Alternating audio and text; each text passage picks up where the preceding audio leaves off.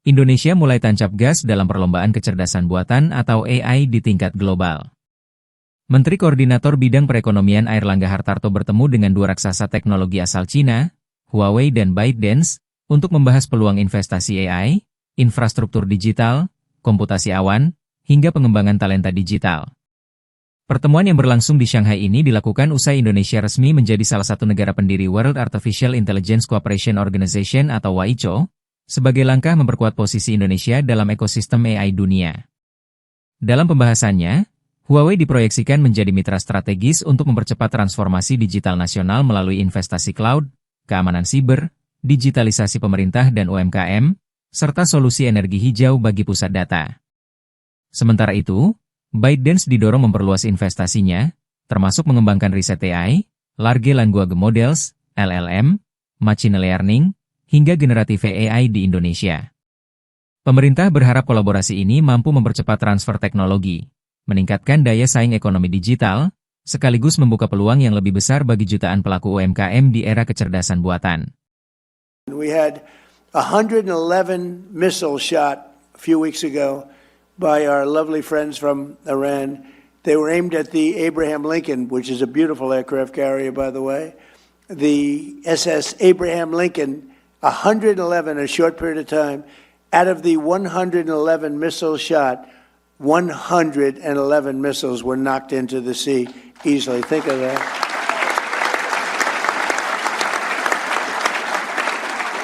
And I called the captain of the ship. He wasn't even sweating. All you got, Jamie Dimon would be sweating that. You wouldn't like that. We have a different kind of strength, Jamie, right? We don't have that. But think of it. 111 missiles are coming at you. And he's drinking his coffee, taking it easy.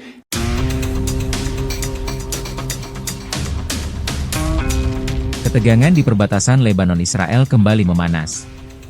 Konvoi kendaraan militer Israel terlihat bergerak di wilayah Lebanon Selatan, sementara kepulan asap membumbung dari sejumlah desa yang dilaporkan mengalami kebakaran dan baku tembak. Situasi ini terjadi di tengah negosiasi kedua negara yang masih berlangsung di Roma, memicu kekhawatiran konflik akan kembali meluas. Menurut otoritas Lebanon, operasi militer Israel telah menewaskan ribuan orang sejak Maret lalu. Di sisi lain, Hezbollah menolak kesepakatan yang dimediasi Amerika Serikat dan memperingatkan bahwa upaya pelucutan senjata secara paksa dapat memicu perang saudara. Lantas, bagaimana perkembangan terbaru konflik di perbatasan Lebanon dan Israel?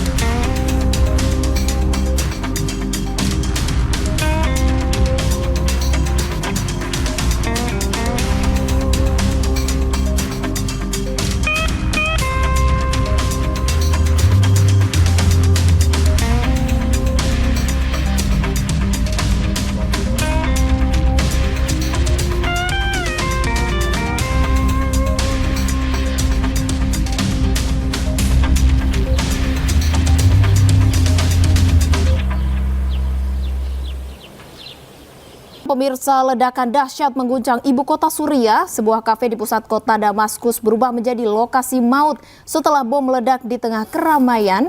5 orang tewas dan belasan lainnya terluka.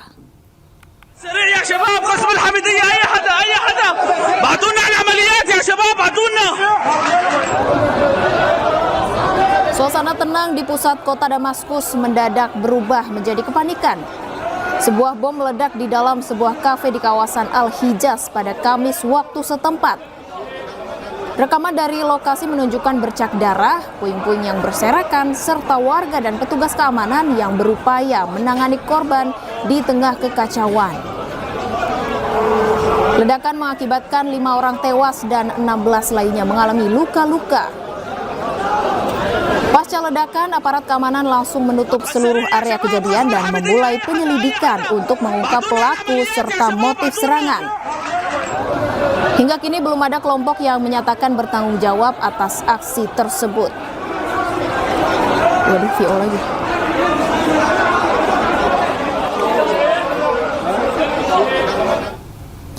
Meski terus digempur Israel dan Amerika Serikat, Iran tak gentar.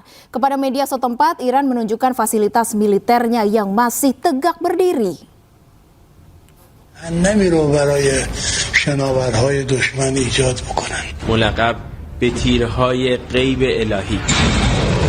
Pasukan Garda Revolusi Islam Iran kembali memamerkan fasilitas militer bawah tanahnya melalui media sosial. Video ini menunjukkan terowongan berisi rudal dan senjata lainnya. Terowongan ini dibangun khusus untuk meluncurkan rudal ke arah kapal induk Amerika di Teluk Persia. Fasilitas ini sangat kokoh dan dirancang agar sulit dihancurkan oleh serangan udara musuh.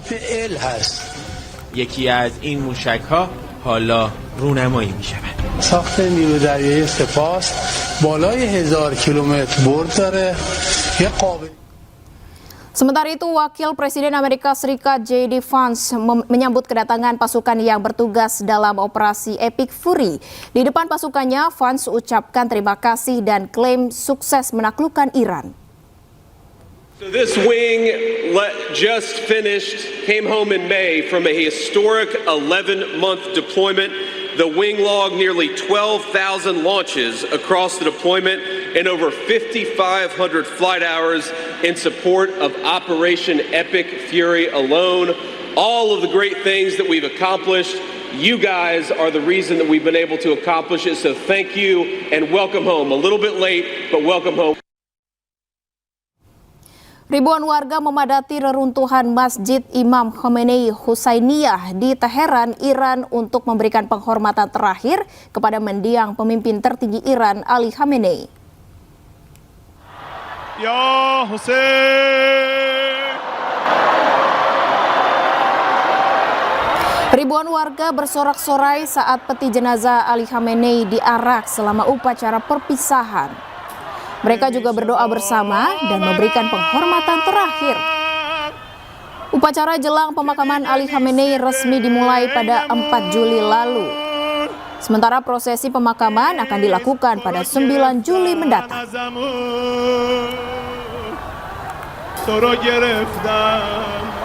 Oke.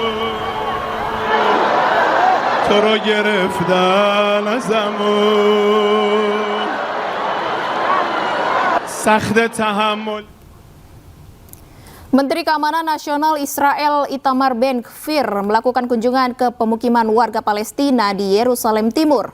Ia menyebut pasukan Israel telah menghancurkan 20 rumah dan menuntut lebih banyak rumah lagi diratakan.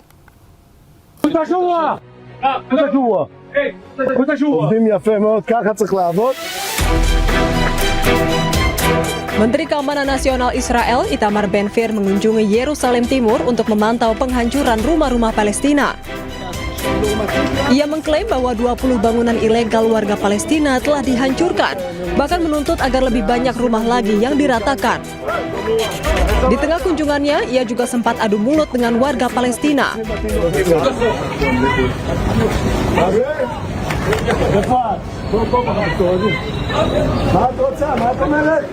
למה היא ברחה? מה קרה? מתלוננת שרוצים להרוס לה את הבית? אם זה לא חוקי הורסים. הבעיה שאתם הורסים בבתים שלנו. מה שלא חוקי אני הורס. מה שלא חוקי אני הורס. Penggusuran rumah penduduk Palestina dilakukan dengan dalih pembangunan tanpa izin yang dikeluarkan Israel. Media Palestina melaporkan kebijakan perencanaan Israel bersifat restriktif untuk membatasi pertumbuhan penduduk Palestina dan memperluas kendali Israel atas kota tersebut.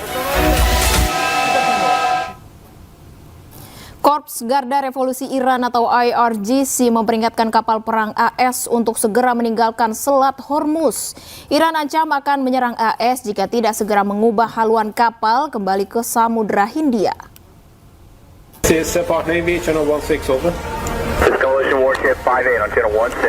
IRGC merilis rekaman konfrontasi Angkatan Laut di Teluk Persia. Komandan Angkatan Laut IRGC mengeluarkan peringatan langsung kepada kapal Angkatan Laut AS untuk segera meninggalkan Selat Hormuz dan menyebut bahwa ini adalah peringatan terakhir. Iran melaporkan Angkatan Laut AS terpaksa mendaratkan helikopter dan meninggalkan Teluk Persia. Namun, AS membantah adanya konfrontasi tersebut.